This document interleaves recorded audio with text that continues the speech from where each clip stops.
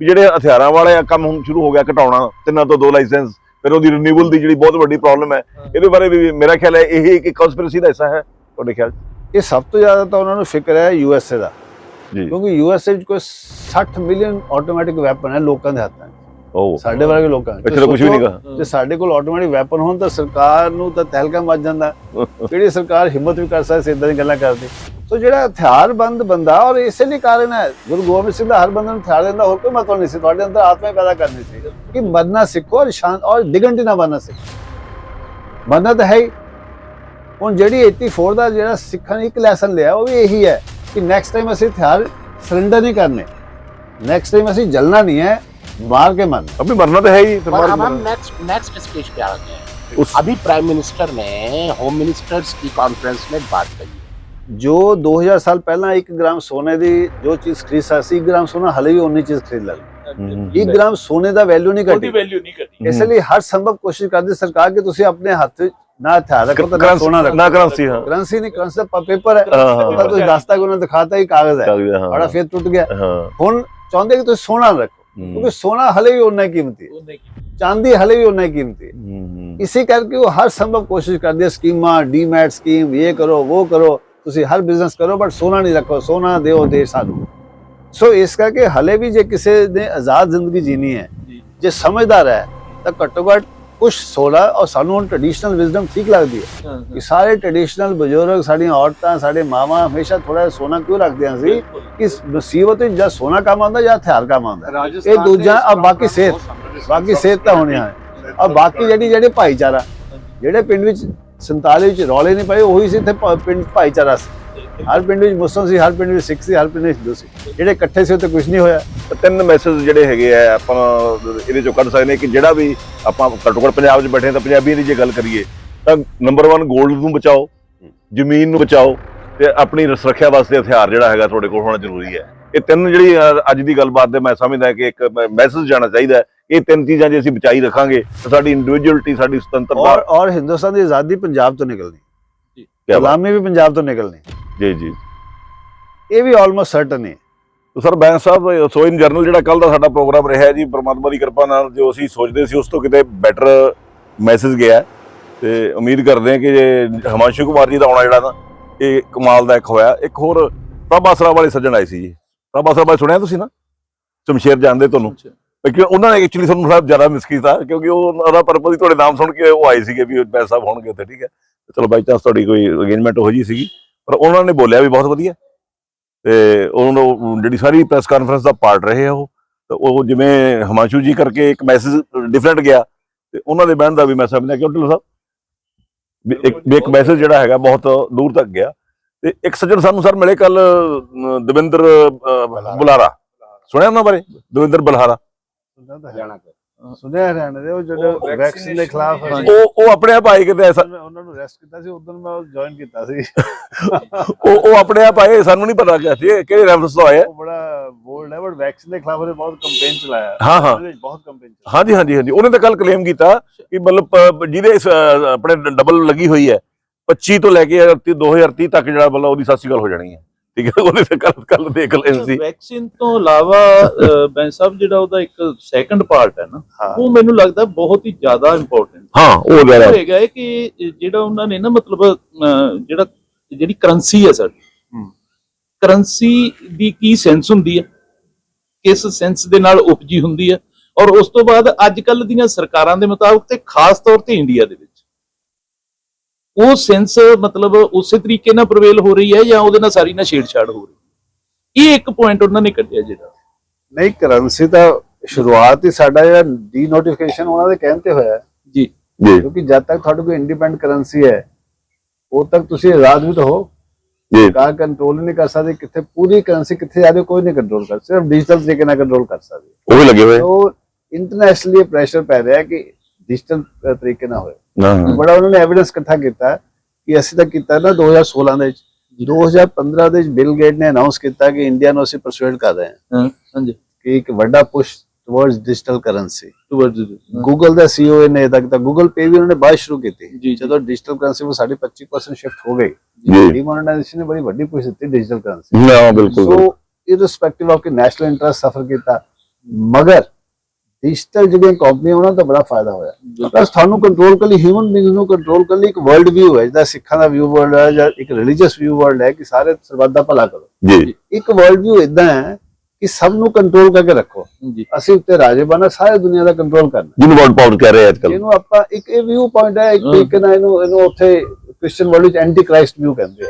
ਉਹਨਾਂ ਦੀ human being ਮਸ਼ੀਨਾਂ ਲੱਗਦੀਆਂ ਕਿ ਮਸ਼ੀਨਾਂ ਨੂੰ ਕੰਟਰੋਲ ਕਰਨਾ। ਓਕੇ ਇਹ ਕੋਈ ਐਡੇ ਇਹ ਹਰ ਬੰਦਾ ਕੋਈ ਐਡਾ ਵੱਡਾ ਪਰਮਾਤਮਾ ਨਹੀਂ ਹੈ ਕਿ ਫਲਾਵਰ ਕਰ ਜਾਏਗਾ, ਇਹ ਕਰ ਜਾਏਗਾ, ਉਹ ਕਰ ਜਾਏਗਾ। ਸਾਡੇ ਕੋਲ ਪਾਵਰ ਹੈ, ਸਾਡੇ ਕੋਲ ਅਸੀਂ ਕੰਟਰੋਲ ਕਰ ਸਕਦੇ। ਹਰ ਰਾਜੇ ਨੂੰ ਵੈਸੇ ਵਹਿਮ ਹੋ ਜਾਂਦਾ ਕਿ ਅਸੀਂ ਕੰਟਰੋਲ ਕਰ ਸਕਦੇ, ਮਾਓ ਨੂੰ ਵੀ ਸੀ ਜੀ, ਸਭ ਨੂੰ ਹੁੰਦਾ। ਚਾਹੇ ਕਿਸੇ ਵੀ ਆਈਡੀਓਲੋਜੀ ਦੇ ਬੰਦੇ ਨੂੰ ਵਹਿਮ ਹੋ ਜਾਂਦਾ ਕਿ ਆਈ ਕੈਨ ਕੰਟਰੋਲ, ਜਦੋਂ ਪਾਵਰ ਆ ਜਾਂਦੀ, ਫੌਜ ਆ ਜਾਂਦੀ।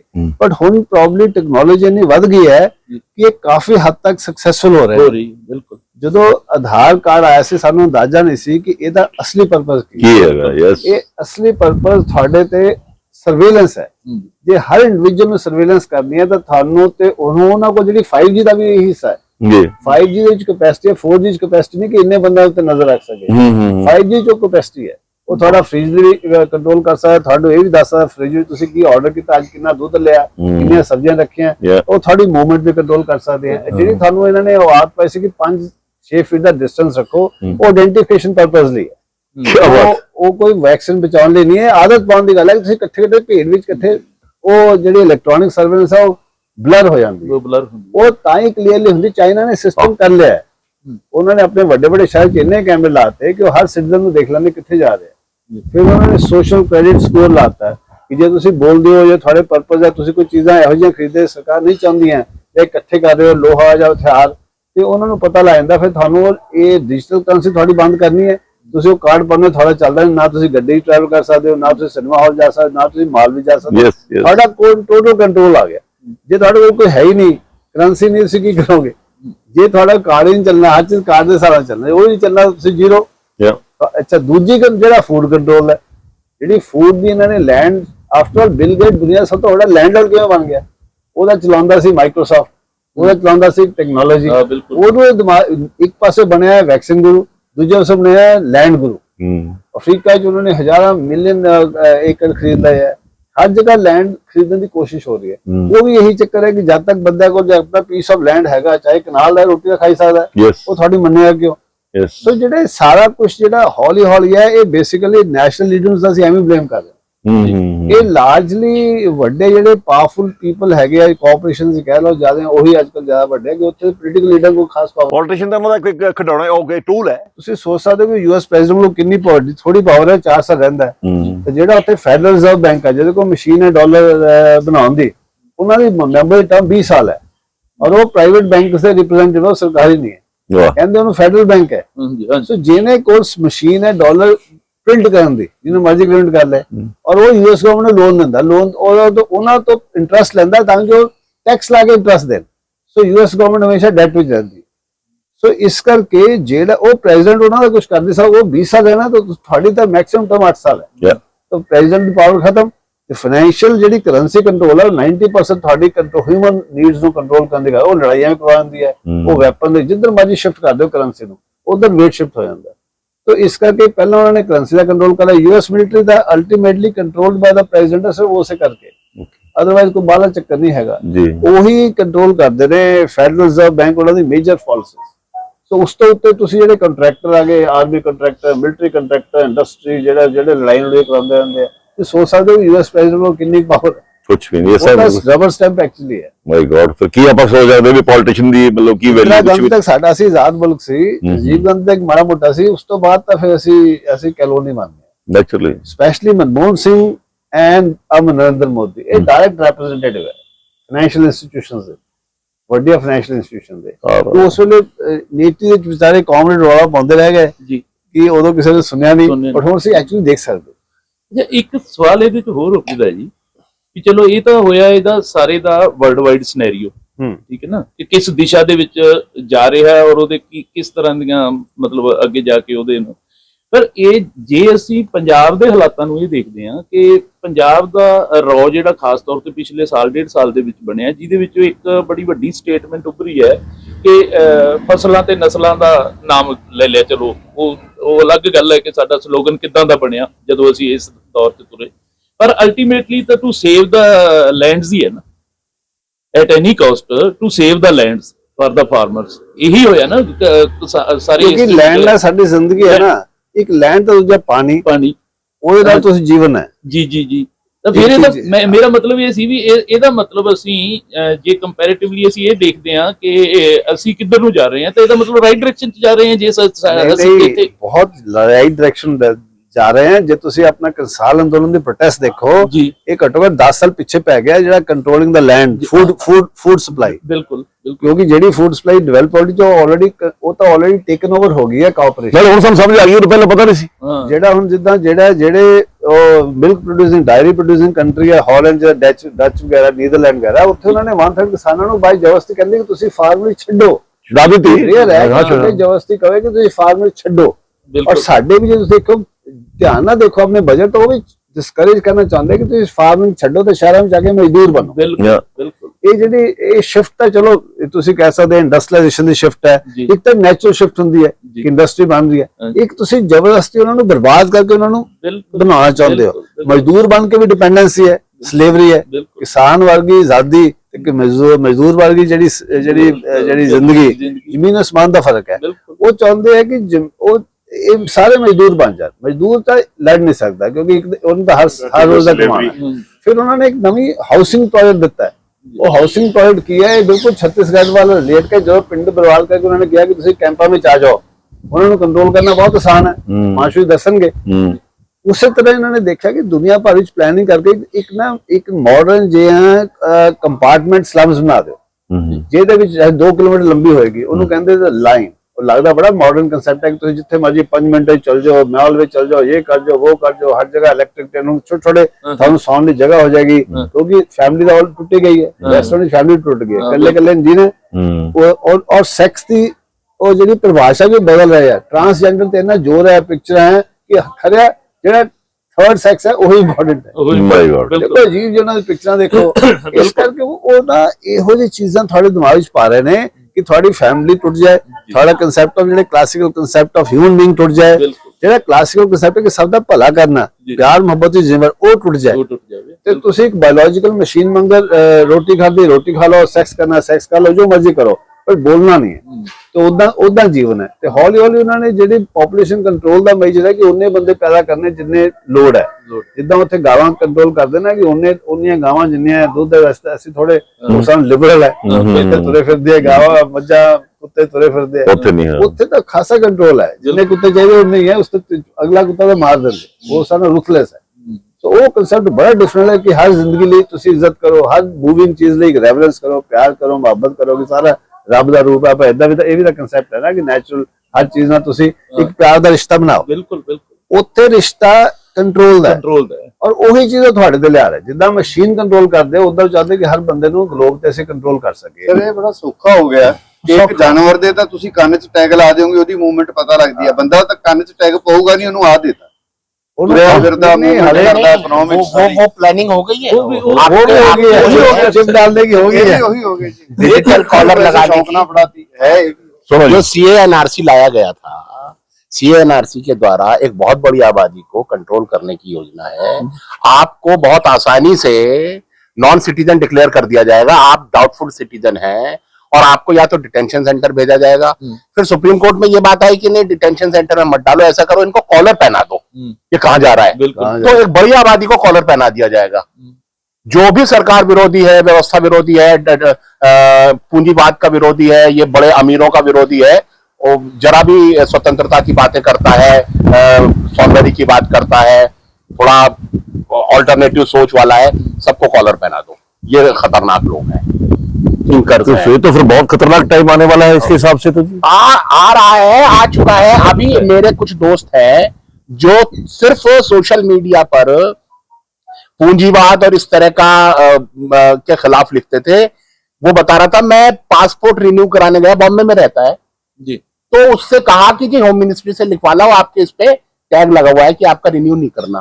कहना कि भाई 20,000 ऑफिसर्स हैं वहां होम मिनिस्ट्री में, किससे लिखवा के लाऊं? कहता ये नहीं हमें पता। अब रिन्यूअल नहीं हो रहा, आप बाहर जाना चाहोगे तो जो लोग अब सरकार के खिलाफ लिख रहे हैं, बोल रहे हैं, मीटिंगें कर रहे हैं, उनको इमिग्रेशन पे रोक दिया जाता है कि आपका होम मिनिस्ट्री से है, आप नहीं जा सकते। ये चालू हो चुका है। ਜੇ ਮੈਂ ਸਭ ਇੱਕ ਉਹ ਕਰੇ ਸੀ ਜਿਹੜਾ ਜਿਹੜੀ ਕਲੋਨਿਜ਼ਮ ਜਿਹੜੇ ਇਕੱਠੇ ਕਰਕੇ ਰੱਖਣਾ ਉਹਦੇ ਬਾਰੇ देखिए दुनिया के जो अमीर हैं वो जिस तरीके से दुनिया भर के संसाधनों पर और लोगों पर, आबादी पर कंट्रोल करना चाहते हैं, देश के अंदर भी वो चल रहा है। देश के अंदर जो आदिवासी हैं, रिसोर्स रिच एरियाज हैं, वहां पर जो हमारी नेशनल एजेंसीज हैं वो अमीरों के लिए ये सारा काम कर रही हैं। आज एक्टिविस्टों को जेलों में डाल दिया गया है। 15-16 एक्टिविस्ट जो इस देश के रिफाइनेस्ट इंटेलेक्चुअल्स हैं वो जेलों में पड़े हुए हैं। लाखों लोगों को उनके घरों से उजाड़ा गया है। हमारी सीआरपीएफ का इस्तेमाल करके हमारे रिसोर्सेज, हमारे बच्चे सीआरपीएफ में वो हमारी ही आबादी को मार रहे हैं, उनके घर जला रहे हैं। आदिवासियों के 650 गांव जला दिए छत्तीसगढ़ में। तो ये किसके लिए हो रहा है? अमीरों के लिए। तो जो इंटरनेशनल पर जो एक सोच है कि पूरी आबादी को कंट्रोल करो, रिसोर्सेज पर कब्जा करो, वो देश के अंदर भी चल रहा है।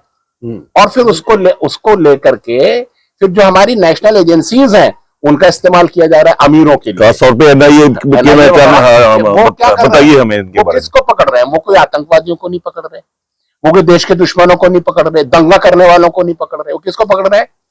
जो लोग अखबारों में लेख लिख रहे हैं, जो इस विकास की अवधारणा के ऊपर सवाल खड़ा करने के लिए लिख रहे हैं, जो कह रहे हैं कि ये कैसा विकास है जिसमें अमीरों का भला हो रहा है, गरीबों का नुकसान हो रहा है।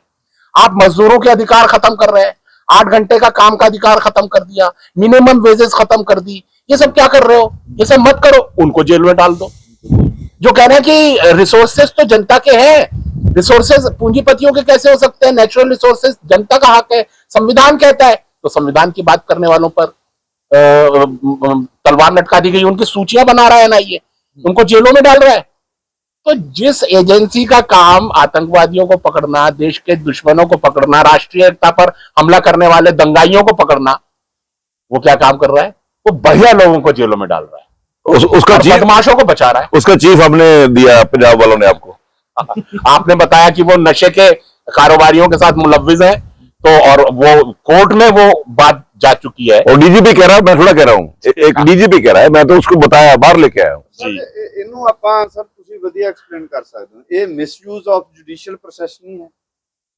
ਕਦੇ ਕੋਈ ਇੱਕ ਕਾਰਪੋਰੇਟ ਕਰਦਾ ਜੀ ਮੇਰੀ ਫੈਕਟਰੀ ਨਹੀਂ ਚੱਲਣ ਦਿੰਦੇ, ਇਹਨੂੰ 20 ਕਰੋੜ ਦੇ ਦਿਓ। ਕਦੇ ਕੋਈ ਆਰਬਿਟ੍ਰੇਸ਼ਨ ਚ ਚਲੇ ਗਏ ਆਪਣਾ ਕਲੇਮ ਲੈ ਕੇ, ਔਰ ਕਿਸੇ ਦਾ ਐਵੀਡੈਂਸ ਨਹੀਂ ਲਿਆ, ਕੁਝ ਨਹੀਂ ਲਿਆ, ਆਰਬਿਟ੍ਰੇਸ਼ਨ ਅਵਾਰਡ ਦੇ ਦਿਓ, ਕੋਰਟਾਂ ਪੇਮੈਂਟਾਂ ਕਰੀ ਜਾਂਦੇ। ਜੀਰੇ ਫੈਕਟਰੀ ਦੀ ਗੱਲ ਕਰਦੇ, जुडिशियल प्रोसेस ਦਾ ਮਿਸਯੂਜ਼ ਨਹੀਂ ਹੋ ਰਿਹਾ। जिस तरह एनआईए इस्तेमाल हो रहा है ਉਸੇ ਤਰ੍ਹਾਂ ਤੁਹਾਡੇ ਕੋਰਟਸ ਵੀ ਇਸਤੇਮਾਲ ਹੋ ਰਹੇ ਨੇ।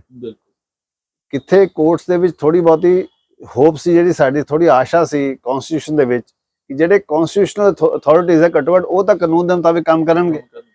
ਔਰ ਜਿੰਨੀਆਂ 1980-50 ਦੇ ਜਜਮੈਂਟ ਸੀ ਉਹ ਹਮੇਸ਼ਾ ਹੀ ਕਹਿੰਦੀਆਂ ਸੀ, ਕਿਸੇ ਇੱਕ ਵੀ ਜਜਮੈਂਟ ਨਹੀਂ ਸਾਨੂੰ ਮਿਲਦੀ ਇੱਥੇ ਕੋਰਟ ਕਵੇ ਕਿ ਜਿਹੜਾ ਤੁਹਾਡਾ ਆਕੂਪੇਸ਼ਨ ਹੈ ਸ਼ਰਾਬ ਬਣਾਉਣਾ, ਜਿਹੜੀ ਤੁਹਾਡਾ ਆਕੂਪੇਸ਼ਨ ਹੈ ਕੋਈ ਇਹੋ ਜਿਹੀ ਚੀਜ਼ ਬਣਾਉਣੀ, ਇਹ ਫੰਡਾਮੈਂਟਲ ਰਾਈਟ ਹੈ, ਇਹ ਕੋਈ ਬੰਦ ਕਰ ਦੇਗਾ ਤਾਂ ਤੁਹਾਨੂੰ ਕੰਪਨਸੇਸ਼ਨ ਮਿਲੇਗੀ।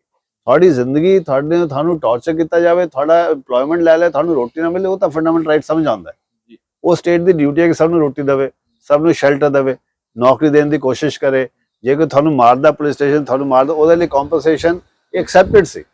ਮਗਰ ਇਹ ਪਹਿਲਾ ਨਵਾਂ ਕਨਸੈਪਟ ਹੈ ਕਿ ਜੇ ਕਿਸੇ ਦੀ ਸ਼ਰਾਬ ਦੀ ਫੈਕਟਰੀ ਪ੍ਰੋਟੈਸਟਿੰਗ ਬੰਦੇ ਬੰਦ ਕਰ ਦਿੰਦੇ ਕਿ ਉਹ ਪੋਲਿਊਸ਼ਨ ਦਾ ਜਾਂ ਐਲੀਗੇਸ਼ਨ ਲਾਉਂਦੇ ਜਾਂ ਪੋਲਿਊਸ਼ਨ ਹੋ ਰਹੀ ਹੈ, ਉਸ ਕਰਕੇ ਉਹਨੂੰ ਕੰਪਨਸੇਸ਼ਨ ਦਿੱਤੀ ਜਾਵੇ।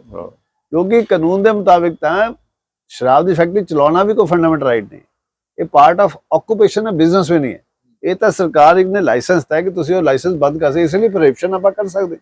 ਸੋ ਜਿਹੜੇ ਇਹੋ ਜਿਹੇ ਬਿਜ਼ਨਸ ਹੈ, ਅਫੀਮ ਬਣਾਉਣਾ, ਨਸ਼ੇ ਬਣਾਉਣੇ, ਹਥਿਆਰ ਬਣਾਉਣੇ, ਇਹ ਸਾਰੇ ਤਾਂ ਕੰਪਲੀਟਲੀ ਕੰਟਰੋਲਡ ਬਿਜ਼ਨਸ ਹੈ। ਜਦੋਂ ਮਰਜ਼ੀ ਅਲਾਉ ਕਰੇ ਸਰਕਾਰ, ਨਾ ਅਲਾਉ ਕਰੇ ਤੁਸੀਂ ਕੋਰਟ ਕੋਲ ਨਹੀਂ ਜਾ ਸਕਦੇ ਕਿ ਸਾਡਾ ਹੱਕ ਹੈ ਕਿ ਸਾਨੂੰ ਇਹ ਬਿਜ਼ਨਸ ਕਰਨ ਦਿਓ। ਇਸ ਕਰਕੇ ਹੋਰ ਵੀ ਹੈਰਾਨੀ ਹੁੰਦੀ ਹੈ ਕਿ ਕੋਰਟ ਉਸ ਵੇਲੇ ਲੋਕਾਂ ਦੀ ਗੱਲ ਤਾਂ ਕਰਦਾ ਨਹੀਂ, ਉਹਨਾਂ ਦੇ ਪਾਣੀ ਦੀ ਗੱਲ ਨਹੀਂ ਕਰਦਾ, ਹਵਾ ਦੀ ਗੱਲ ਨਹੀਂ ਕਰਦਾ, ਪੋਲਿਊਸ਼ਨ ਦੀ ਗੱਲ ਨਹੀਂ ਕਰਦਾ, ਹੈਲਥ ਦੀ ਗੱਲ ਨਹੀਂ ਕਰਦਾ। ਜਿਹੜਾ ਕਿ ਆਰਟੀਕਲ 21 ਰਾਈਟ ਟੂ ਲਾਈਫ ਜਿਹੜੀਆਂ ਚੀਜ਼ਾਂ ਨਾਲ ਸੰਭਵ ਹੈ, ਉਹੀ ਸਭ ਤੋਂ ਵੱਡੇ ਸੇਕਰਡ ਰਾਈਟਸ ਕਹਿੰਦੇ ਆ ਕਿ ਕਨਸਟੀਟਿਊਸ਼ਨ ਦਾ ਜਿਹੜਾ ਸਭ ਤੋਂ ਸੇਕਰਡ ਆਰਟੀਕਲ ਹੈ, ਆਰਟੀਕਲ 21 ਹੈ, ਜਿਹੜਾ ਤੁਹਾਨੂੰ ਗਰੰਟੀ ਕਰਦਾ ਕਿ ਤੁਹਾਡੀ ਰਾਈਟ ਟੂ ਲਾਈਫ ਹੈ ਐਂਡ ਤੁਹਾਡੀ ਰਾਈਟ ਟੂ ਲਿਬਰਟੀ ਹੈ। ਲਿਬਰਟੀ ਆਪਾਂ ਦੇਖ ਲਈ ਕਿੱਦਾਂ ਸਰਵੇਲੈਂਸ ਤਾਂ ਖਤਮ ਹੋ ਰਹੀ ਹੈ, ਔਰ ਜਿਹੜੇ ਰਾਈਟ ਟੂ ਲਾਈਫ ਹੈ ਉਹ ਪੋਲਿਊਸ਼ਨ ਨਾਲ ਖਤਮ ਹੋ ਰਹੀ ਹੈ। ਔਰ ਜਿਹੜੇ ਕਰ ਰਹੇ ਹੈ ਉਹ ਕੋਰਟ ਜਾ ਰਹੇ ਨੇ। ਨੋਰਮਲੀ ਕੋਰਟ ਕੌਣ ਜਾਂਦਾ? ਸਭ ਤੋਂ ਕਮਜ਼ੋਰ ਵਿਅਕਤੀ। ਅੱਗੇ ਅਸੀਂ ਦੇਖਿਆ ਨਹੀਂ ਸੀ ਕਿ ਕੋਰਟ ਵਿੱਚ ਕੋਈ ਸਟਰੋਂਗ ਬੰਦਾ ਜਾਂਦਾ ਹੋਵੇ, ਹੁਣ ਉਲਟ ਗੱਲ। ਕਮਜ਼ੋਰ ਬੰਦਾ ਵਿਕਟਿਮ ਜਾਂਦਾ ਹੈ ਔਰ ਕੋਰਟ ਉਹਦੀ ਸੁਣਦੇ ਹੈ। ਹੁਣ ਵਿਕਟਿਮ ਤਾਂ ਪ੍ਰੋਟੈਸਟ ਕਰਨਾ ਸ਼ੁਰੂ ਹੋ ਗਿਆ, ਕੋਈ ਕੋਰਟਾਂ ਵਿੱਚ ਯਕੀਨ ਬੰਦ ਹੋ ਗਿਆ ਨਾ, ਡਿਲੇ ਇੰਨਾ ਹੋ ਗਿਆ ਕਿ ਤੁਹਾਡਾ ਜਿਹੜਾ ਹਿਊਮਨ ਇਸ਼ੂਜ਼ ਹੈ ਉਹ ਕੋਈ ਫਾਇਦਾ ਨਹੀਂ ਹੁੰਦਾ 10 ਸਾਲ ਬਾਅਦ ਡਿਸਾਈਡ ਕਰਨ। ਯੈਸ, ਇਸ ਕਰਕੇ ਲੋਕਾਂ ਨੇ ਕੋਰਟ ਜਾਣਾ ਘੱਟ ਕਰਤਾ। ਪਹਿਲਾਂ ਅਸੀਂ ਇਦਾਂ ਦੀ ਪੋਲੂਸ਼ਨ ਲਈ ਕੋਰਟ ਕਰ ਜਾਂਦੇ ਹੁੰਦੇ ਸੀ, ਅੱਜ ਤੁਹਾਨੂੰ ਪ੍ਰੋਟੈਸਟ ਕਰਨਾ ਪੈ ਰਿਹਾ, ਆਪਣਾ ਘਰ-ਬਾਰ ਛੱਡ ਕੇ, ਆਕੂਪੇਸ਼ਨ ਛੱਡ ਕੇ, ਉਸੇ ਇਕੱਠੇ ਹੋ ਕੇ ਪ੍ਰੋਟੈਸਟ ਕਰਦੇ ਨੇ। ਹੁਣ ਉਹ ਕੋਰਟ ਜਾ ਰਹੇ ਨੇ। ਇੱਕ ਤਾਂ ਇਹ ਪੋਜ਼ਿਟਿਵ ਗੱਲ ਹੈ ਕਿ ਕਮਜ਼ੋਰ ਬੰਦਾ ਜਾਂਦਾ ਤਾਂ ਹੁਣ ਉਹ ਕਮਜ਼ੋਰ ਮਹਿਸੂਸ ਕਰ ਰਹੇ ਨੇ ਜੋ ਡਾਇਰੈਕਟ ਲੋਕੀ ਇਕੱਠੇ ਹੋ ਰਹੇ, ਇਹ ਹੈ ਤਾਂ ਪੋਜ਼ਿਟਿਵ। ਬਟ ਅਫਸੋਸ ਇਹ ਗੱਲ ਹੈ ਕਿ ਕੋਰਟ ਉੱਥੇ ਉਹਨਾਂ ਦੇ ਹੱਕਾਂ ਦੀ ਗੱਲ ਜ਼ਿਆਦਾ ਕਰਦੇ ਆ ਜਿਹੜੇ ਕਿ ਕਾਨੂੰਨ ਦੇ ਮੁਤਾਬਿਕ ਹੱਕ ਨਹੀਂ ਹੈ। ਇੱਕ ਪ੍ਰਿਵਿਲੇਜ ਹੈ ਕਿ ਤੁਹਾਨੂੰ ਇੱਕ ਲਾਇਸੈਂਸ ਮਿਲਿਆ, ਤੁਸੀਂ ਸ਼ਰਾਬ ਬਣਾ ਲਓ, ਮਗਰ ਜਿਹੜਾ ਫੰਡਾਮੈਂਟਲ ਇਸ਼ੂ ਹੈ ਉਹਨੂੰ ਇਗਨੋਰ ਕਰ ਰਹੇ ਨੇ। ਬੇਸਿਕ ਇਸ਼ੂ ਹੈ ਲੋਕਾਂ ਦਾ, ਮਤਲਬ ਲਿਟਰਲੀ ਵੀ ਦਾ ਪੀਪਲ ਤੋਂ ਵੀ ਦਾ ਪੀਪਲ ਹੀ ਕੱਟਿਆ ਜਾ ਰਿਹਾ, ਬਾਕੀ ਸਾਰਾ ਉਹੀ ਰਹਿ ਗਿਆ। ਜਿਹੜੀ ਮੈਂ ਜੁਡੀਸ਼ੀਅਲ ਜਿਹੜਾ ਪ੍ਰੋਸੈਸ ਹੈ ਇਹਦੇ ਮਿਸਯੂਜ਼ ਦੀ ਜਿਹੜਾ ਨੁਕਤਾ ਇਸ ਕਰਕੇ ਉਠਾਇਆ ਕਿ ਇੱਕ ਆਦਮੀ ਅਦਾਲਤ ਦੇ ਵਿੱਚ ਗਿਆ, ਤੁਸੀਂ ਉਹਨੂੰ ਇਦਾਂ ਦਾ ਇੱਕ ਵੀਕ ਜਿਹਾ ਰਿਪਲਾਈ ਦੇ ਦਿੱਤਾ ਕਿ ਉਹ 20 ਕਰੋੜ ਰੁਪਈਆ ਉਹਨੂੰ ਅਦਾਲਤ ਨੇ ਆਫਟਰ 2 ਵੀਕਸ 3 ਵੀਕਸ ਤੁਸੀਂ ਇਹ ਕਹਿੰਦੇ ਹੋ ਕਿ ਹੁਣ ਅਸੀਂ ਮਨ ਬਣਾ ਲਿਆ ਫੈਕਟਰੀ ਬੰਦ ਕਰਨੀ ਹੈ, ਤਾਂ ਤੁਹਾਨੂੰ ਪਤਾ ਲੱਗ ਗਿਆ ਕਿ ਇਹ ਚੀਜ਼ ਦਾ ਪਰਮਿਸ਼ਨ ਸੀ, ਉਹ ਚੀਜ਼ਾਂ ਤਾਂ ਬਣਾ ਹੀ ਨਹੀਂ ਰਿਹਾ, ਤਾਂ ਕੁਝ ਹੋਰ ਬਹੁਤ ਕੁਝ ਬਣਾ ਰਿਹਾ। ਤਾਂ ਇਹ ਗੱਲਾਂ ਜਿੱਦਣ ਜਵਾਬ ਦਾਵਾ ਦਿੱਤਾ ਉਦੋਂ ਅਫਸਰ ਉਠਾਉਂਦੇ ਨਹੀਂ, ਰਿਸਪੋਂਡੈਂਟਸ ਨੇ ਨਹੀਂ ਉਠਾਇਆ, ਇਹਦੀ ਕੋਈ ਜਵਾਬਦੇਹੀ ਨਹੀਂ। ਬਿਲਕੁਲ, ਜੇ ਸਰਕਾਰ ਠੀਕ ਇਮਾਨਦਾਰੀ ਨਾਲ ਜਵਾਬ ਦਿੰਦੀ ਤਾਂ ਪਰਹੈਪਸ 20 ਕਰੋੜ ਦਾ ਡਿਪੋਜ਼ਿਟ ਦਾ ਸਵਾਲ ਹੋਣਾ ਹੀ ਨਹੀਂ ਸੀ। ਸਵਾਲ ਹੈ ਕਿ ਜਿਹੜਾ ਕੰਮ ਸਰਕਾਰ ਨੂੰ ਕਰਨਾ ਚਾਹੀਦਾ ਹੈ ਉਹ ਐਕਟਿਵਿਸਟ ਕਰ ਰਹੇ ਨੇ, ਉਹ ਪਬਲਿਕ ਇੰਟਰਸਟ ਉਹ ਲੋਕੀ ਕਰ ਰਹੇ ਨੇ, ਉਹ ਪ੍ਰੋਟੈਸਟਰਸ ਕਰ ਰਹੇ ਨੇ। ਸੋ ਇਸ ਕਰਕੇ ਪ੍ਰੋਟੈਸਟ ਆਲਮੋਸਟ ਲਾਸਟ ਹਥਿਆਰ ਹੈ। ਪ੍ਰੋਟੈਸਟ ਤੋਂ ਬਾਅਦ ਤਾਂ ਫਿਰ ਕਿਓਸ ਹੈ, ਪ੍ਰੋਟੈਸਟ ਤੋਂ ਬਾਅਦ ਤਾਂ ਫਿਰ ਜਿੱਦਾਂ ਨਕਸਲਬਰੀ, ਜਿੱਦਾਂ ਆਰਮਡ ਪ੍ਰੋਟੈਸਟ, ਉਹ ਹਾਲਾਤ ਹੋ ਜਾਂਦੇ। ਉਹ ਤਾਂ ਚਾਹੁੰਦੇ ਆ ਨਾ, ਇਹ ਉਹ ਤਾਂ ਚਾਹੁੰਦੀ ਹੈ ਸਰਕਾਰ। ਉਹ ਵੀ ਨਹੀਂ ਹੈ, ਉਹ ਚਾਹੁੰਦੇ ਆ ਕਿ ਜਿਹੜੇ ਤੁਹਾਡੇ ਹੁਣ ਕਾਨੂੰਨ ਦੇ ਮੁਤਾਬਿਕ ਗੱਲਾਂ ਕਰ ਰਹੇ ਆ ਉਹ ਚੁੱਕ ਲੈਣ ਤਾਂ ਕਿ ਅਸੀਂ ਤੁਹਾਨੂੰ ਮਾਰ ਸਕੀਏ। ਉਹੀ ਮੈਂ ਕਹਿਣਾ ਚਾਹੁੰਦਾ, ਮਤਲਬ ਸਰਕਾਰਾਂ ਚਾਹੁੰਦੀਆਂ ਬੰਦਿਆਂ ਨੂੰ ਬੰਦੂਕਾਂ ਫੜਾਉਣੇ ਚਾਹੁੰਦੇ ਨੇ। ਉਹ ਕਹਿੰਦੇ ਕਿ ਜਿਹੜੇ ਬੋਲੀ ਜਾਂਦੇ ਨੇ, ਇਹ ਬੋਲੀ ਜਾਂਦੇ ਨੇ, ਇਹਨਾਂ ਨੂੰ ਫੜਨ ਦਾ ਕੋਈ ਬਹਾਨਾ ਨਹੀਂ ਮਿਲਦਾ। ਇਸ ਕਰਕੇ ਉਹਨਾਂ ਨੇ ਜਿਹੜੀ ਨਵੀਂ ਜਿਹੜਾ ਇਜ਼ਰਾਈਲ ਤੋਂ ਲੈ ਕੇ ਆਏ ਸੌਫਟਵੇਅਰ ਕਿ ਸਾਡੇ ਕਿਤਾਬਾਂ ਵਿੱਚ, ਸਾਡੇ ਕੰਪਿਊਟਰਾਂ 'ਚ ਇਹੋ ਚੀਜ਼ਾਂ ਪਾ ਦਿਓ, ਫਿਰ ਅਸੀਂ ਕਹੀਏ ਕਿ ਇਹ ਕਨਸਪੀਰੇਸੀ ਕਰ ਰਹੇ ਨੇ, ਸਰਕਾਰ ਦੇ ਖਿਲਾਫ ਸ਼ਡਯੰਤਰ ਰਚ ਰਹੇ ਨੇ, ਪ੍ਰਾਈਮ ਮਿਨਿਸਟਰ ਨੂੰ ਮਾਰਨ ਦੀ ਕੋਸ਼ਿਸ਼ ਕਰ ਰਹੇ ਨੇ। ਇਹ ਐਲੀਗੇਸ਼ਨ ਕਈ ਬੰਦੇ ਤੇ ਲੱਗਦੇ ਨਹੀਂ ਹੈ, ਕਿਸੇ ਪੋਇਟ ਤੇ, ਕਿਸੇ ਐਕਟਰ ਤੇ, ਕਿਸੇ ਲਾਇਰ ਤੇ। ਇਹੋ ਚੀਜ਼ਾਂ ਬੜੀਆਂ ਮੁਸ਼ਕਲ ਉਹਨਾਂ ਨੂੰ ਫਸਾਉਣਾ ਹੁੰਦਾ ਹੈ। ਸਿੱਧਾ ਤੁਸੀਂ ਮੇਰੇ ਆਫਿਸ ਦੇ ਹਥਿਆਰ ਰੱਖ ਦਿਓ ਜਾਂ ਡਰੱਗ ਰੱਖ ਲਓ, ਕਿਸੇ ਨੂੰ ਸਮਝ ਨਹੀਂ ਆਉਂਦਾ, ਕਿਸੇ ਨੇ ਮੰਨਣਾ ਨਹੀਂ ਹੈ। ਤੋ ਇਸ ਕਰਕੇ ਉਹਨਾਂ ਦੀ ਹੁਣ ਕੋਸ਼ਿਸ਼ ਹੈ ਕਿ ਇੰਨਾ ਤੁਹਾਨੂੰ ਤੰਗ ਕਰ ਦਿਓ ਜਾਂ ਪ੍ਰਵੋਕ ਕਰ ਦਿਓ ਤਾਂ ਕਿ ਤੁਸੀਂ ਲਾਈਨ ਕ੍ਰਾਸ ਕਰ ਲਓ ਕਾਨੂੰਨ ਦੀ। ਇਹ ਬੜਾ ਆਸਾਨ ਹੈ, ਬੰਦਾ ਕਰ ਵੀ ਸਕਦਾ, ਜਵਾਨ ਬੰਦਾ ਜਲਦੀ ਕਰ ਲੈਂਦਾ, ਬਜ਼ੁਰਗ ਬੰਦਾ ਥੋੜਾ ਸ਼ਾਂਤੀ ਨਾਲ ਰਹਿੰਦਾ। ਮਗਰ ਉਹਨਾਂ ਦੀ ਕੋਸ਼ਿਸ਼ ਇਹ ਹੈ ਕਿ ਜਿੰਨੇ ਵੀ ਐਕਟਿਵਿਸਟ ਹੈ ਪੰਜਾਬ ਵਿੱਚ, ਤੁਸੀਂ ਖਾਸ ਦੇਖੋ ਕਿ ਪੰਜਾਬ ਦੇ ਵਿੱਚ ਹਰ ਸਾਲ ਇਹ ਕੁਛ ਨਾ ਕੁਛ ਇਹੋ ਜਿਹਾ ਬਹਾਨਾ ਕਰਕੇ ਯੰਗਸਟਰ ਨੂੰ ਅਰੈਸਟ ਕਰਦੇ ਨੇ। ਔਰ ਉਹ ਕਿਉਂ ਕਰਦੇ ਨੇ, ਉਹ ਕੌਣ ਉਹਨਾਂ ਨੂੰ ਪ੍ਰਵੋਕ ਕਰਦਾ ਹੈ। ਸਾਡੇ ਮੈਨੂੰ ਤਾਂ ਕਾਫੀ ਕਲੀਅਰ ਹੈ ਕਿ ਜਿਹੜੀਆਂ ਟਾਰਗੇਟਡ ਕਿਲਿੰਗ ਹੋਈਆਂ ਉਹਨਾਂ ਨੂੰ ਟਾਰਗੇਟ ਕਿਹਨੇ ਦਿੱਤੇ ਗਏ, ਉਹ ਟਾਰਗੇਟ ਉਹਨਾਂ ਨੂੰ ਪੁਲਿਸ ਅਫਸਰ ਨੂੰ ਮਿਲੇ, ਜੇਲ੍ਹ ਵਿੱਚ ਬੈਠੇ ਖਾੜਕੂਆਂ ਰਾਹੀਂ ਪਲਾਨ। ਜਿਹੜੇ ਹੁਣ ਬੰਦੇ ਗੱਲ ਕਰ ਰਹੇ ਆ ਕ੍ਰਿਸਚੀਅਨ ਤੇ ਅਟੈਕ ਕਰ ਰਹੇ ਨੇ, ਕ੍ਰਿਸਚੀਅਨ ਤਾਂ ਕਦੀ ਇਸ ਮੁਲਕ ਲਈ ਕਦੀ ਥ੍ਰੈਟ ਹੀ ਨਹੀਂ ਬਣਿਆ। ਕ੍ਰਿਸਚੀਅਨ ਨੇ ਤਾਂ ਸਿਰਫ ਸੇਵਾ ਹੀ ਕੀਤੀ ਹੈ, ਪਰਸੈਪਸ਼ਨ ਬਣਾਤੀ ਬਿਨਾਂ ਗੱਲ ਤੋਂ। ਕ੍ਰਿਸਚੀਅਨ ਨੇ ਤਾਂ ਕਦੀ ਹਥਿਆਰਾਂ ਦੀ ਵੀ ਗੱਲ ਨਹੀਂ ਕੀਤੀ। ਸੋ ਕ੍ਰਿਸਚੀਅਨ ਨੂੰ ਪੰਜਾਬ ਵਿੱਚ ਕਹਿਣਾ ਕਿ ਉਹ ਥ੍ਰੈਟ ਹੈ, ਇਹਦੇ ਵਰਗੀ ਮਿਸਚੀਵੀਅਸ ਸਟੇਟਮੈਂਟ ਕਿਹੜੀ ਹੋ ਸਕਦੀ ਹੈ। ਔਰ ਕ੍ਰਿਸਚੀਅਨ ਨੂੰ ਮਾਰਨਾ, ਕ੍ਰਿਸਚੀਅਨ ਨੇ ਤਾਂ ਕਦੀ ਇੱਥੇ ਈਸਾਈ ਪਾਦਰੀਆਂ ਨੇ ਤਾਂ ਕਦੀ ਕਿਸੇ ਨੂੰ ਸਕੂਲਾਂ 'ਚ ਐਡਮਿਸ਼ਨ ਦਿੱਤੀ ਹੈ। ਅਸੀਂ ਈਸਾਈਆਂ ਨੂੰ ਇਨ ਟਰਮਸ ਆਫ ਐਜੂਕੇਸ਼ਨ ਦੇਖਦੇ ਆ ਰਹੇ ਹਾਂ, ਜਾਂ ਉਹਨਾਂ ਨੂੰ ਜਿਹੜਾ ਵੀ ਸਾਡੇ ਕੰਮ ਕਰਦਾ ਹੈ ਗਰੀਬ ਹੈ, ਉਹ ਕਹਿੰਦੇ ਕਿ ਉਹ ਬਣ ਵੀ ਜਾਂਦੇ ਤਾਂ ਬੱਚੇ ਸੋਹਣੇ ਸਕੂਲਾਂ 'ਚ ਪੜ੍ਹਦੇ ਨੇ, ਜਿਹੜੀ ਗੱਲ ਸਰਕਾਰ ਨਹੀਂ ਦੇ ਸਕੀ। ਉਹ ਜਿਹਾ ਰਾਈਟ ਟੂ ਐਜੂਕੇਸ਼ਨ ਬੱਚਿਆਂ ਨੂੰ ਸਰਕਾਰ ਨਹੀਂ ਦੇ ਸਕੀ ਜੋ ਗਵਰਨਮੈਂਟ ਸਕੂਲ ਦੇ ਰਹੇ ਨੇ। ਔਰ ਗਰੀਬਾਂ ਵਿੱਚ ਜੇ ਰਾਈਟ ਟੂ ਐਜੂਕੇਸ਼ਨ ਚੰਗੀ ਤਰ੍ਹਾਂ ਇੰਪਲੀਮੈਂਟ ਹੋ ਰਿਹਾ ਸਿਰਫ ਇਹਨਾਂ ਸਕੂਲਾਂ ਵਿੱਚ ਹੋ ਰਿਹਾ, ਔਰ ਤੁਸੀਂ ਉਸ ਕਮਿਊਨਿਟੀ ਨੂੰ ਟਾਰਗੇਟ ਕਰ ਰਹੇ ਹੋ। ਔਰ ਪੰਜਾਬ ਦੇ ਵਿੱਚ ਜਿੱਥੇ ਕੋਈ ਸੋਚਿਆ ਵੀ ਨਹੀਂ ਸੀ, ਇੱਥੇ ਤਾਂ ਇਹੋ ਜਿਹਾ ਕਮਿਊਨਲ ਡਿਵਾਈਡ ਪੰਜਾਬ ਵਿੱਚ ਅਸੀਂ ਜੰਮਦੇ ਸਾਰ ਨਹੀਂ ਦੇਖਿਆ, ਅੱਜ ਹੋ ਰਿਹਾ। ਇੱਕ ਨਾ ਸਰ ਕਰਨ ਦੀ ਕੋਸ਼ਿਸ਼ ਕੀਤੀ ਜਾ ਰਹੀ ਹੈ। ਉਹ ਦਵਿੰਦਰ ਬੁਲਾਰਾ ਜੀ ਇਸ ਕਰਕੇ ਸਾਰੀਆਂ ਗੱਲਾਂ ਲਾਦੇ ਕਿ ਵਾਕਈ ਮਿਸਚੀਵਸ ਹੈ, ਇਹ ਸ਼ਰਾਰਤਾਂ ਹੈ। ਔਰ ਸ਼ਰਾਰਤੀ ਤੱਤਵ ਜਿਹੜੇ ਕਹਿੰਦੇ ਇਹਨਾਂ ਨੂੰ ਰੋਕਣ ਲਈ ਤਾਂ ਐਨਆਈਏ ਬਣਾਈ ਸੀ, ਇਹ ਸ਼ਰਾਰਤੀ ਤੱਤਵ ਨੂੰ ਰੋਕਣ ਲਈ ਬਣਾਈ ਸੀ। ਉਹ ਸ਼ਰਾਰਤੀ ਤੱਤਵਾਂ ਦੀ ਪ੍ਰੋਟੈਕਸ਼ਨ ਬਣ ਰਹੀ ਹੈ। ਮੈਂ ਪੁੱਛਣਾ ਚਾਹੁੰਦਾ ਸੀ ਇਸੇ ਗੱਲ ਦੇ ਵਿੱਚ, ਜਿਵੇਂ ਦਵਿੰਦਰ ਬੁਲਾਰਾ ਜੀ ਤੁਹਾਡੀ ਗੱਲ ਨੂੰ endorse ਕਰਦੇ, ਕਹਿੰਦੇ ਵੀ ਜੇ ਵੈਕਸੀਨ ਦੇ ਨਾਲ ਨਾ ਗੱਲ ਬਣੀ ਇਹਨਾਂ ਦੀ, ਇਹਨਾਂ ਦਾ ਅਗਲਾ ਹਥਿਆਰ ਜਿਹੜਾ ਹੋਊਗਾ ਉਹ ਤੁਹਾਡਾ ਆਧਾਰ ਕਾਰਡ ਹੈ, ਜਿਵੇਂ ਜਿਹਨੂੰ ਤੁਸੀਂ ਗੱਲ ਦਿੱਤੀ ਹੈ। ਇਹਦੇ ਵਿੱਚ ਮੈਂ ਇੱਕ ਕੁਐਸਚਨ ਬਣਦਾ ਸੀ ਤੁਹਾਡੇ ਤੱਕ ਪੁੱਛਣਾ ਵੀ ਜਿਹੜੇ ਹਥਿਆਰਾਂ ਵਾਲੇ ਕੰਮ ਹੁਣ ਸ਼ੁਰੂ ਹੋ ਗਿਆ ਘਟਾਉਣਾ, 3 ਤੋਂ 2 ਲਾਇਸੈਂਸ, ਫਿਰ ਉਹਦੀ ਰਿਨਿਊਵਲ ਦੀ ਜਿਹੜੀ ਬਹੁਤ ਵੱਡੀ ਪ੍ਰੋਬਲਮ ਹੈ, ਇਹਦੇ ਬਾਰੇ ਵੀ ਮੇਰਾ ਖਿਆਲ ਹੈ ਇਹ ਇੱਕ ਕਨਸਪੀਰੇਸੀ ਦਾ ਹਿੱਸਾ ਹੈ ਤੁਹਾਡੇ ਖਿਆਲ? ਇਹ ਸਭ ਤੋਂ ਜ਼ਿਆਦਾ ਤਾਂ ਉਹਨਾਂ ਨੂੰ ਫਿਕਰ ਹੈ ਯੂਐਸਏ ਦਾ, ਕਿਉਂਕਿ ਯੂਐਸਏ ਵਿੱਚ ਕੋਈ 60 ਮਿਲੀਅਨ ਆਟੋਮੈਟਿਕ ਵੈਪਨ ਹੈ ਲੋਕਾਂ ਦੇ ਹੱਥਾਂ 'ਚ, ਉਹ ਸਾਡੇ ਵਰਗੇ ਲੋਕਾਂ 'ਚ। ਇੱਥੇ ਤਾਂ ਕੁਝ ਵੀ ਨਹੀਂਗਾ। ਜੇ ਸਾਡੇ ਕੋਲ ਆਟੋਮੈਟਿਕ ਵੈਪਨ ਹੋਣ ਤਾਂ ਸਰਕਾਰ ਨੂੰ ਤਾਂ ਤਹਿਲਕਾ ਮਚ ਜਾਂਦਾ। ਕਿਹੜੀ ਸਰਕਾਰ ਹਿੰਮਤ ਵੀ ਕਰ ਸਕਦੀ ਸੀ ਇਦਾਂ ਦੀ ਗੱਲਾਂ ਕਰਦੀ। ਸੋ ਉਸ ਮੁਲਕ ਦੀ ਇੱਕ ਅਲੱਗ ਹਿਸਟਰੀ ਹੈ ਕਿ ਉੱਥੇ ਰਾਈਟ ਟੂ ਜਿਹੜਾ ਆਰਮਸ ਹੈ ਲੋਕੀ ਹਲੇ ਵੀ ਆਪਣਾ ਫੰਡਾਮੈਂਟਲ ਰਾਈਟ ਸਮਝਦੇ ਜੀ, ਕਿਉਂਕਿ ਉਹ ਰਾਈਟ ਟੂ ਆਰਮਸ ਨਾਲ ਦੇਖੋ ਕਿੰਨਾ ਇੰਪਾਵਰਮੈਂਟ ਹੈ। ਇਨਫੈਕਟ ਜਦੋਂ ਆਰਮਸ ਐਕਟ ਬਣਿਆ ਸੀ, ਅੰਗਰੇਜ਼ਾਂ ਨੇ ਬਣਾਇਆ ਸੀ, ਸਭ ਤੋਂ ਪਹਿਲਾਂ ਉਹਨੇ ਇਹੀ ਕਿਹਾ ਕਿ ਹਿੰਦੁਸਤਾਨੀ ਆਰਮਸ ਰੱਖ ਸਕਦੇ। ਗਦਰ ਤੋਂ ਬਾਅਦ 64 ਸਭ ਤੋਂ ਪਹਿਲਾਂ ਉਹਨਾਂ ਨੇ ਇਹ ਕਿਹਾ ਕਿ ਹਿੰਦੁਸਤਾਨੀ ਆਰਮਸ ਨਹੀਂ ਰੱਖ ਸਕਦੇ। ਔਰ ਗਾਂਧੀ ਨੇ ਪ੍ਰੋਟੈਸਟ ਕੀਤਾ ਸੀ, ਕਹਿੰਦਾ ਸੀ ਜੇ ਤੁਸੀਂ ਕਿਸੇ ਬੰਦੇ ਨੂੰ, ਨਿਹੱਥੇ ਬੰਦੇ ਨੂੰ, ਇੱਕ ਪਾਸੇ ਆਰਮਡ ਬੰਦਾ, ਦੂਜੇ ਪਾਸੇ ਜਿੰਨਾ ਮਰਜੀ ਸ਼ਕਤੀਸ਼ਾਲੀ ਬੰਦਾ ਹੋਵੇ, ਜਿੰਨਾ ਮਰਜੀ ਹਿੰਮਤ ਵਾਲਾ ਬੰਦਾ ਹੋਵੇ, ਉਹ ਬਿਲਕੁਲ ਉਸ ਤੇ ਡਿਪੈਂਡੈਂਟ ਹੋ ਜਾਂਦਾ ਹੈ। ਉਹ ਆਤਮਾ ਮਰ ਜਾਂਦੀ ਹੈ। ਇੱਕ ਬੰਦੇ ਇੱਕ ਪਾਸੇ ਹਥਿਆਰ ਵਾਲਾ ਹੋਵੇ, ਦੂਜੇ ਪਾਸੇ ਬੰਦਾ ਬਿਨਾਂ ਹਥਿਆਰ ਤੇ ਹੋਵੇ। ਤੁਸੀਂ ਹਿੰਦੁਸਤਾਨੀ ਦੀ ਆਤਮਾ ਮਾਰਨ ਦੀ ਕੋਸ਼ਿਸ਼ ਕਰ ਰਹੇ ਹੋ ਇਹ ਕਹਿ ਕੇ ਕਿ ਹਿੰਦੁਸਤਾਨੀ ਹਥਿਆਰ ਨਹੀਂ ਰੱਖ ਸਕਦੇ। ਕਿੰਨੀ ਦੂਰ ਦੀ ਗੱਲ ਹੈ। ਸੋ ਜਿਹੜਾ ਹਥਿਆਰਬੰਦ ਬੰਦਾ, ਔਰ ਇਸੇ ਲਈ ਕਾਰਨ ਹੈ ਗੁਰੂ ਗੋਬਿੰਦ ਸਿੰਘ ਦਾ ਹਰ ਬੰਦੇ ਨੂੰ ਹਥਿਆਰ ਦੇਣ ਦਾ ਹੋਰ ਕੋਈ ਮਤਲਬ ਨਹੀਂ ਸੀ, ਤੁਹਾਡੇ ਅੰਦਰ ਆਤਮਾ ਹੀ ਪੈਦਾ ਕਰਨੀ ਸੀ ਕਿ ਮਰਨਾ ਸਿੱਖੋ ਔਰ ਸ਼ਾਨ ਔਰ ਦਿਗੰਟੀ ਨਾ ਬਣਨਾ ਸਿੱਖੋ। ਮਰਨਾ ਤਾਂ ਹੈ ਹੀ। ਹੁਣ ਜਿਹੜੀ 84 ਦਾ ਜਿਹੜਾ ਸਿੱਖਾਂ ਨੇ ਇੱਕ ਲੈਸਨ ਲਿਆ ਉਹ ਵੀ ਇਹੀ ਹੈ ਕਿ ਨੈਕਸਟ ਟਾਈਮ ਅਸੀਂ ਹਥਿਆਰ ਸਰੈਂਡਰ नहीं करने, नेक्स्ट टाइम ਅਸੀਂ जलना नहीं है, मार के मरना। अभी मरना तो है ही। फिर अब हम नेक्स्ट स्टेज पे आ गए हैं। अभी प्राइम मिनिस्टर ने होम मिनिस्टर्स की कॉन्फ्रेंस में एक बात कही है। उन्होंने कहा है कि ये जो संविधान की बात करने वाले लोग हैं, ये जो ह्यूमन राइट्स की बात करने वाले लोग हैं, हमारी पुलिस को इनकी मीठी बातों में नहीं आना है। इनकी सही गलत का फैसला करना है। अब देखिए पुलिस का काम क्या है, कानूनी गैर कानूनी का फैसला करना है। सही गलत क्या है कि मतलब अगर अब वो आरएसएस समर्थक है तो सही है, आरएसएस विरोधी है तो गलत है। ये काम पुलिस का नहीं है। पुलिस का काम विचारधारा के आधार पर, या अडानी साहब का विरोध कर रहा है तो गलत है, इसको अंदर कर दो, ये पुलिस का काम नहीं है। लेकिन प्रधानमंत्री यही करने को कह रहे हैं। वो कह रहे हैं संविधान की बात करने वाले अर्बन नक्सल हैं, आतंकवादी हैं, इनको अंदर डालो, इनको चिन्हित करो, आइडेंटिफाई करो, इनको जेलों में डालो। तो ये एक नेक्स्ट लेवल है। अब आपको हथियार भी उठाने की जरूरत नहीं है। आप हमारे अगेंस्ट हो, आप क्रिमिनल हो, आपको जेल में डाल दिया जाएगा। हम उस स्टेज पे आ गए। बिल्कुल। यूएपीए का जो सबसे बड़ा नुकसान है ना, यूएपी और टाडा और पोटा में यही फर्क था। टाडा पोटा में आपको कुछ करना पड़ता था, कोई आतंकी, कोई वेपन, कोई वारदात, कोई एक्सप्लोजन करना पड़ता, किसी को मारना पड़ता था बिफोर टाडा आप पे इम्पोज होता हो। अब आपको कुछ भी नहीं करना पड़ता। आपको यही कहना है कि आप मेंबर हो एक खतरनाक ऑर्गेनाइजेशन के और आपको अरेस्ट कर सकते हैं। सो यूएपी में सारे एक्टिविस्ट अरेस्ट हुए। उससे पहले एक्टिविस्ट पे कभी टाडा नहीं लग सका, कोशिश करते थे, पोटा नहीं लग सका। पर यूएपी के आने के बाद आप देखते हैं कि सभी हमारे जो बेस्ट ऑफ एक्टिविस्ट हैं, जो बेस्ट किसी कंट्री के सोल होते हैं, आत्मा होती है, ऐसे लोग, सुधा भारद्वाज जैसे लोग, रोना विल्सन वाले लोग, गौतम नवलखा, अपने ऐसे लोग तो कभी कभी पैदा होते हैं। और अक्सर वेस्टर्न कंट्रीज को जितना मर्जी हम कहें कि वो कैपिटलिस्ट हैं, पूरे संसार पे कंट्रोल करना चाहते हैं, बट ऐसे लोगों की वो प्रोटेक्शन करते हैं। वो ऐसे लोगों के खिलाफ रियली उन्हें झूठे केसों में फंसाते हैं या उनकी असैसिनेशन होती है। मगर एक क्योंकि उन्हें ही मालूम है कि ऐसे लोग जिंदा बचेंगे तो देश उनसे बचता है।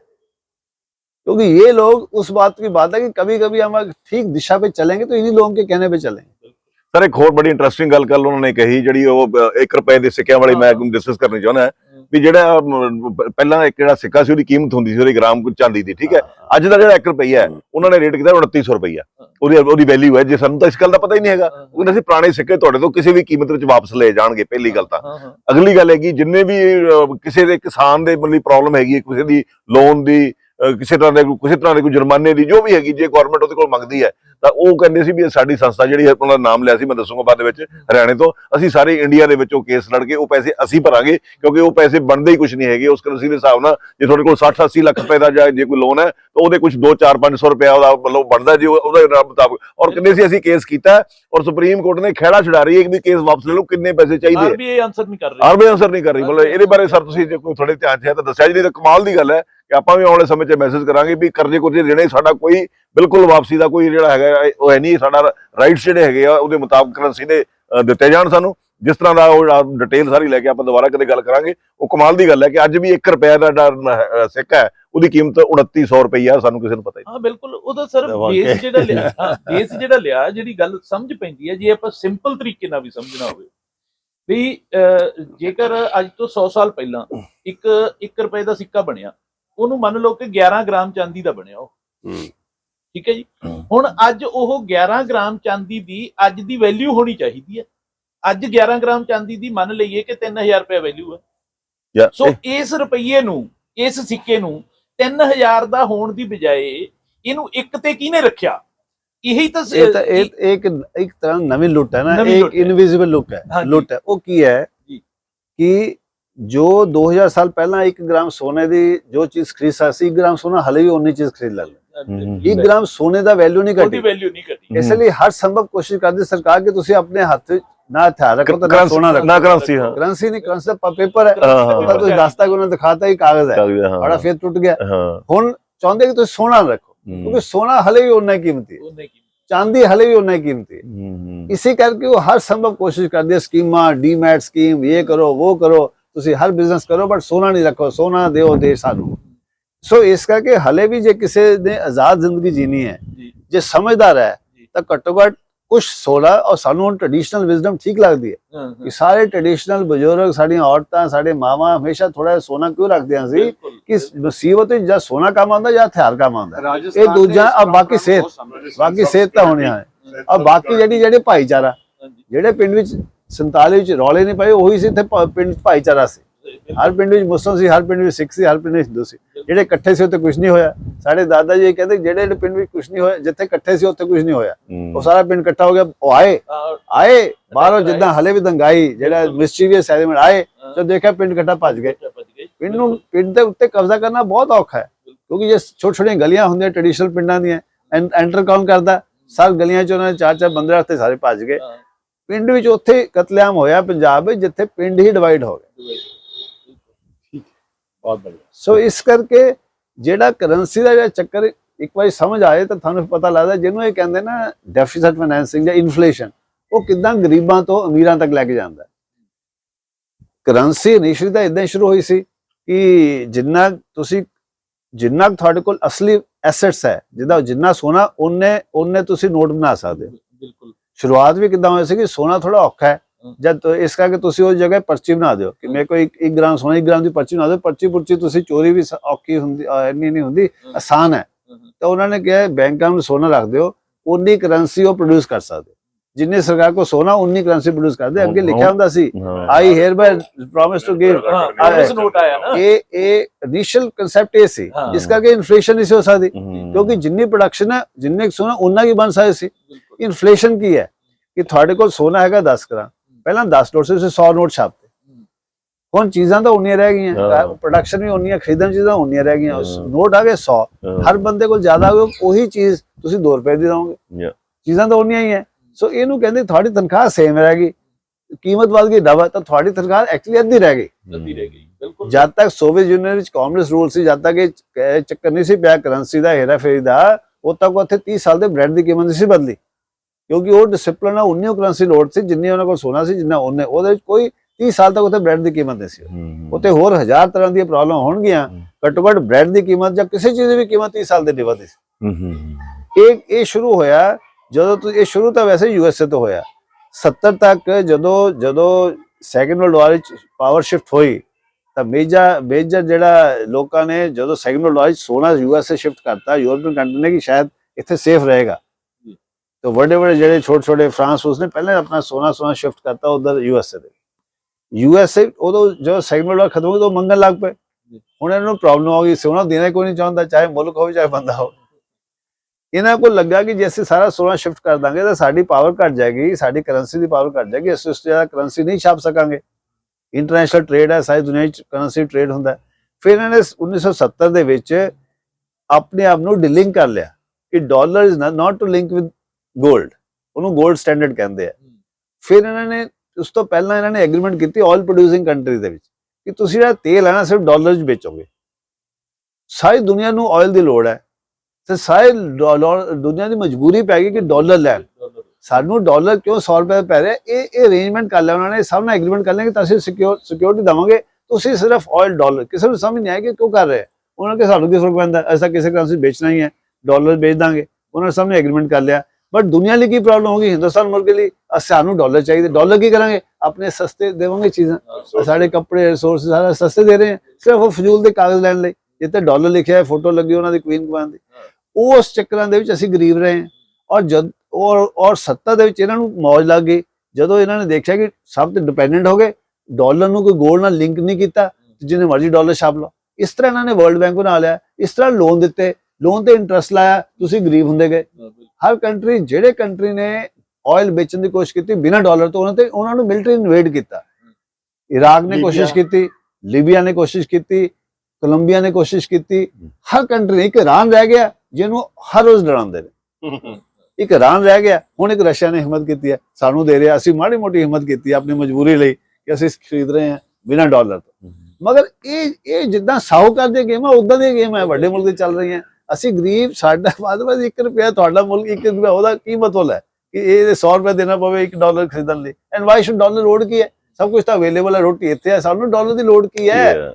ਉਹ ਮੈਂ ਸੋਚਦਾ ਇਸ ਕਰਕੇ ਇਹ ਜਿਹੜਾ ਇਹਨੂੰ ਕਹਿੰਦੇ ਸਟਰਕਚਰਲ ਇਨਕੁਲਿਬਰੀਅਮ ਜਾਂ ਇਨਕੁਐਲਿਟੀ ਇਨਬਿਲਟ ਹੈ, ਜਿੱਦਾਂ ਕਾਸਟ ਸਿਸਟਮ ਵਿੱਚ ਇਨਬਿਲਟ ਹੈ ਨਾ ਇਨਕੁਐਲਿਟੀ, ਕਿ ਜਿਹੜਾ ਥੱਲੇ ਵਾਲਾ ਬੰਦਾ ਉੱਪਰ ਪਹੁੰਚ ਨਹੀਂ ਸਕਦਾ, ਇਦਾਂ ਹੀ ਜਿਹੜਾ ਗਲੋਬਲੀ ਵੀ ਇਨਬਿਲਟ ਹੈ ਕਿ ਪੂਅਰ ਕੰਟਰੀ ਨੂੰ ਅਮੀਰ ਹੋਣਾ ਇਹ ਇੱਕ ਤੋੜਿਆ ਚਾਈਨਾ ਨੇ, ਸਰਟਨਲੀ ਇੱਕ ਬੜੇ ਡਿਫਰੈਂਟ ਤਰੀਕੇ ਨਾਲ ਇਹ ਜਿਹੜਾ ਇਨਬਿਲਟ ਜਿਹੜਾ ਇਨਜਸਟਿਸ ਤੋੜ ਕੇ ਉਹ ਡਿਵੈਲਪ ਵਰਲਡ ਦੇ ਨੈਟ ਦੇ ਲਈ ਪਹੁੰਚੇ, ਇਸ ਕਰਕੇ ਦੁਸ਼ਮਣ ਬਣੀ ਨੰਬਰ 1।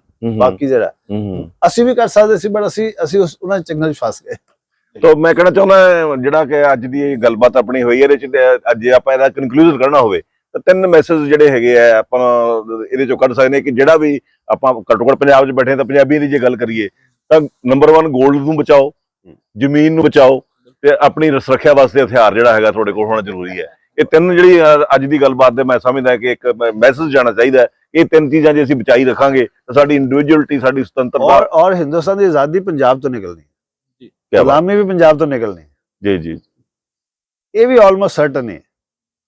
ਬਿਲਕੁਲ ਬਹੁਤ ਅੱਜ ਤਾਂ ਜਿਹੜੀ ਆਪਾਂ ਵਿਦਆਊਟ ਪਲਾਨ ਸੇ ਉਵੇਂ ਬੈਠੇ ਸੀ ਤੇ ਬਹੁਤ ਹੀ ਕਮਾਲ ਦੀ ਗੱਲਬਾਤ ਹੋਈ ਸਰ। ਬਹੁਤ ਬਹੁਤ ਧੰਨਵਾਦ। ਹਿੰਦੁਸਤਾਨ ਦਾ ਦਿਲ ਜਿੱਤਣਾ, ਨਾ ਕਿ ਹਿੰਦੁਸਤਾਨ ਤੋਂ ਅਲੱਗ ਹੋਣਾ। ਯੈਸ, ਇਹ ਮੈਸੇਜ ਉੱਥੇ ਪਹੁੰਚਾਉਣਾ ਹੈ ਤਾਂ ਕਿ ਉਹ ਜਾਗਰਤੀ ਉੱਥੇ ਆਵੇ, ਤਾਂ ਜਿੱਦਨ ਹੋ ਗਏ ਤਾਂ ਗੱਲ ਮੁੱਕ ਗਈ। ਹਾਂ, ਹਿੰਦੁਸਤਾਨ ਜਾ ਕੇ ਅਲਟੀਮੇਟਲੀ ਵੀ ਆਰ ਟੂ ਮੈਨੀ, ਵੀ ਆਰ ਟੂ ਫਿਊ। ਇਹ ਯਾਦ ਰੱਖਿਓ, ਜਿੱਤੇ ਜ਼ਿਆਦਾ ਬੰਦੇ ਨੇ ਹੋਣੀ।